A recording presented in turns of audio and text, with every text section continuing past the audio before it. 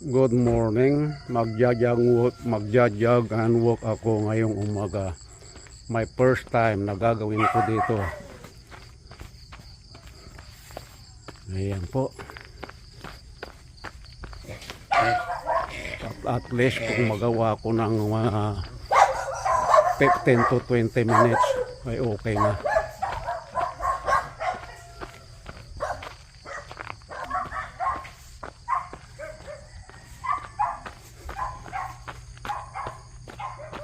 Mamaya punta ako doon sa bukid pagka medyo maliwanag na.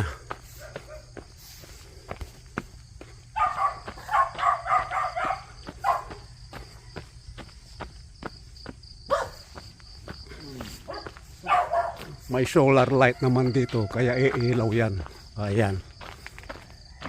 Magpabalik-balik muna ako dito sa tabi ng bahay.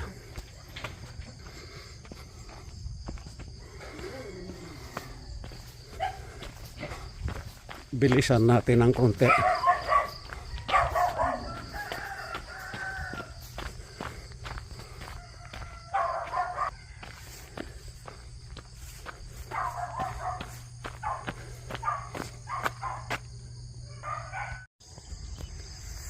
Andi dito na ako sa bukid.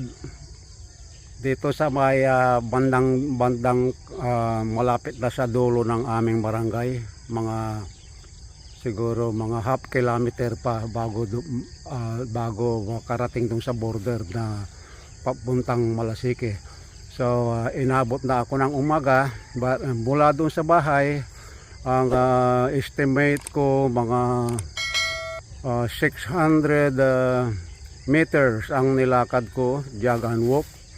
So ako'y pabalik na. Nung umalis ako doon, madilim pa. Ngayon medyo maliwanag na.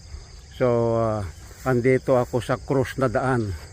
Ayan po, itong daan na ito, yung papuntang bukid pa rin yan. Puro mais din ang tanim.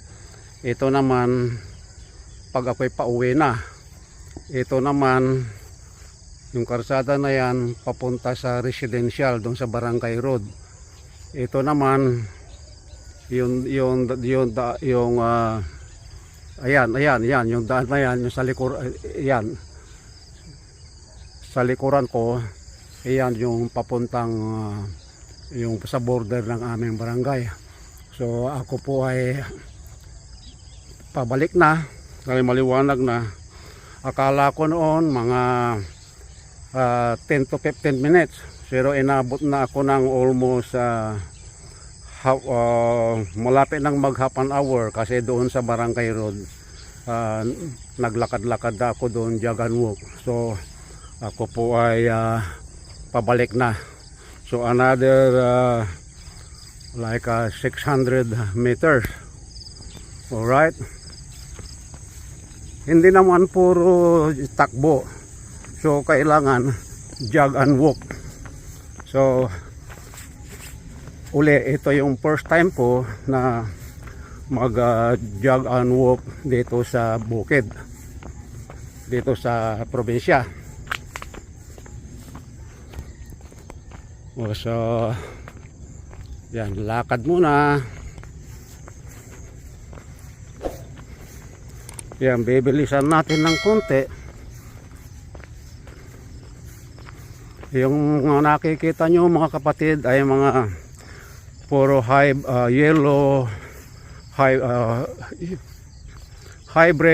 yellow corn. Kahit saan, hybrid yellow corn. Bali ito ang second crop dito sa aming probinsya.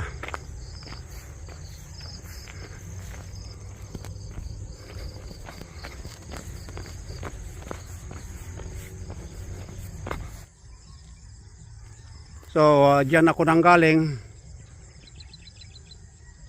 Ako'y malapit na sa bahay.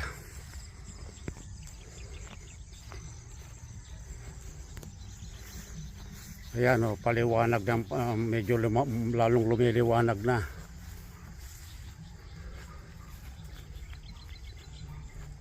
Naglalakad lang ako ngayon.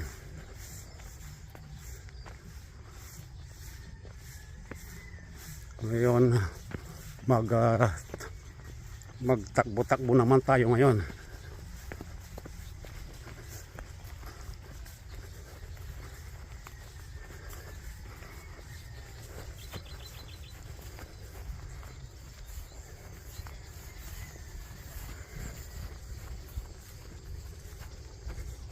Lakad uli.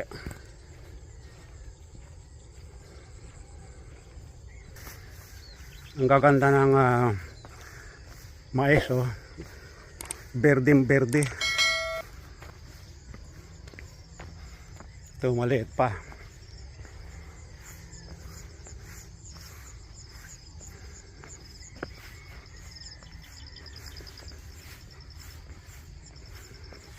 So malapit na ako sa sa bahay.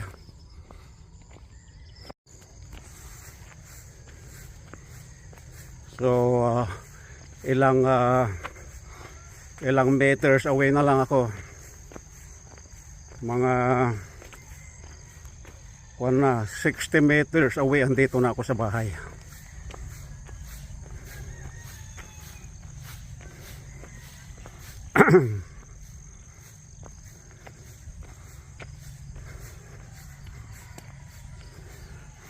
Mais pa rin.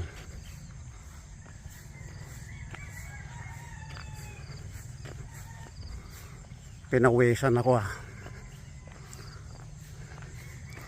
So akala ko noon, sabi ko gagawin ko lang ng mga 15 minutes.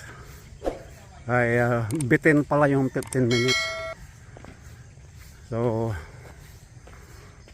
inabot din ako ng almost half an hour mula sa umpisa.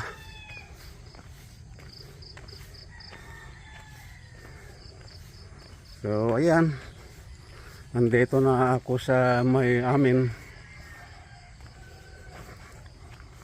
Wala na yung solar light, wala nang ilaw. Nandito na ako sa harap ng sa kilid ng bahay.